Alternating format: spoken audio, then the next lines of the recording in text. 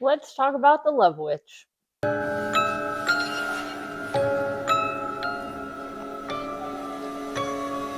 The Love Witch is famous for its 1960s Technicolor look, which they pull off so incredibly. And that is such an intentional choice.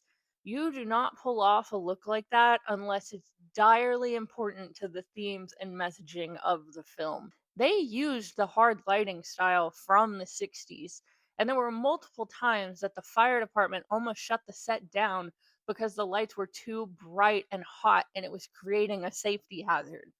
You do not create safety hazards on a whim. Normally, I would start by looking at when and where a film was made. This one is a little different.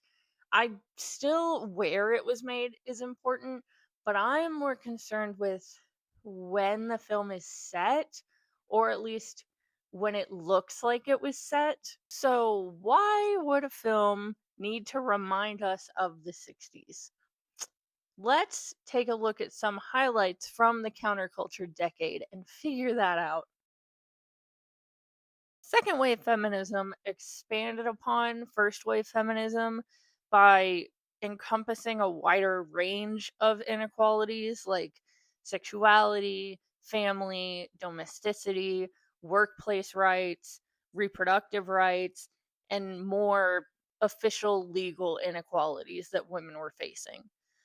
Much of it was centered on criticizing the patriarchy and male dominated social norms.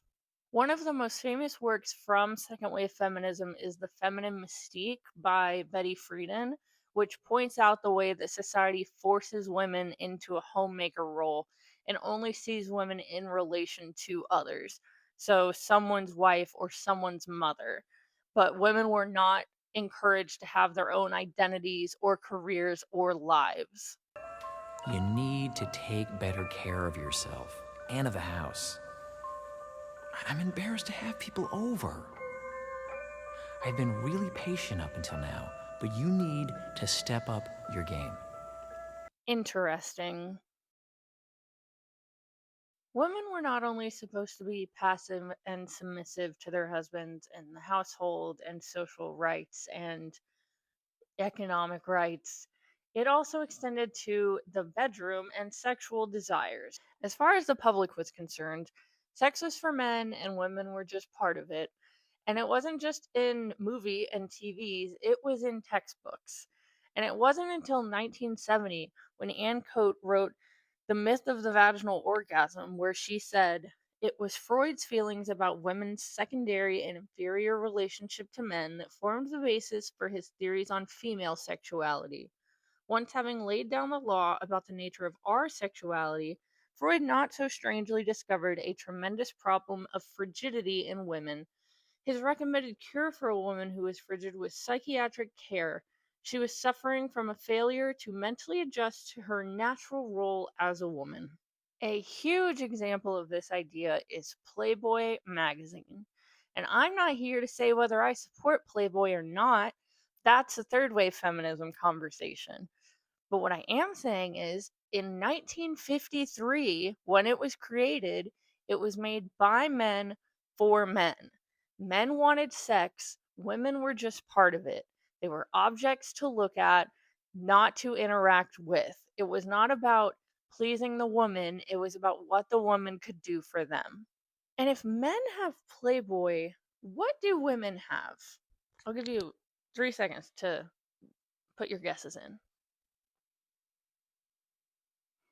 Cosmo. Cosmopolitan magazine decided to rebrand their company as a women's magazine in 1965 alongside the second wave feminist movement.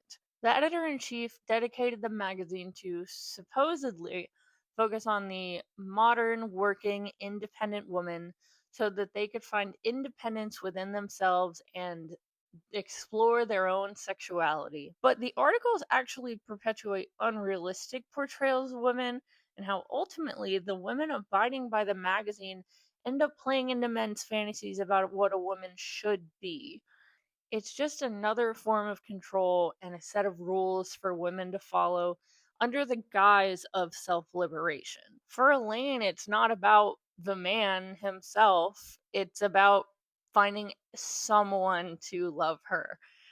For women, it's love. For men, it's sex. If Cosmo has taught me anything. When Jerry left me, I devoured everything I could about how to get your man back. According to the experts, men are very fragile.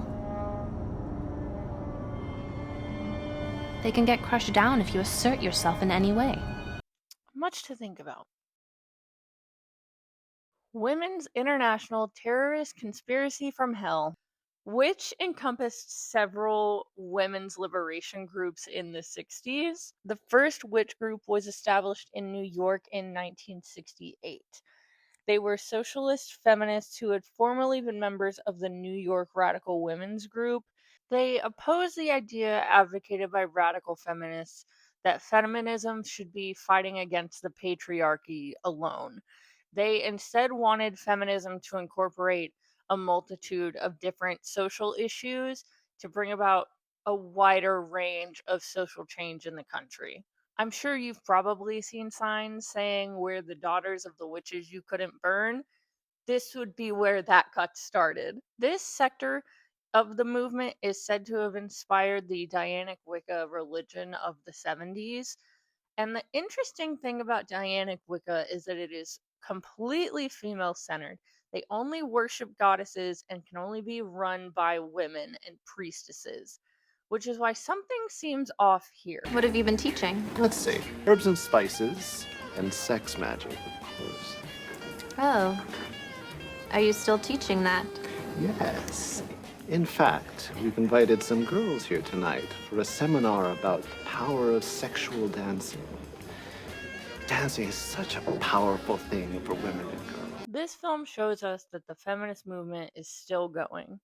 We have come a long way from first and second wave feminism. We are far, far, far from complete equality. Laws are one thing, but ideas are much harder to kill. Women can have birth control and apply for credit cards, but Cosmo is still writing articles titled 35 flirty emojis to send to your crush. Elaine thinks she's figured out how to take control of her life and get what she wants. She has her own car, her own apartment. She is in a religion that worships women and empowers them. But the only thing that Elaine wants in life is to have a man fall in love with her. Technically, her goal is to be happy, but because of society, she as a woman can only equate true happiness to a man being in love with her. And the man himself isn't even what matters, but women need to be related to men in order to have any form of importance. So, Elaine has a lot to work on, but so does society.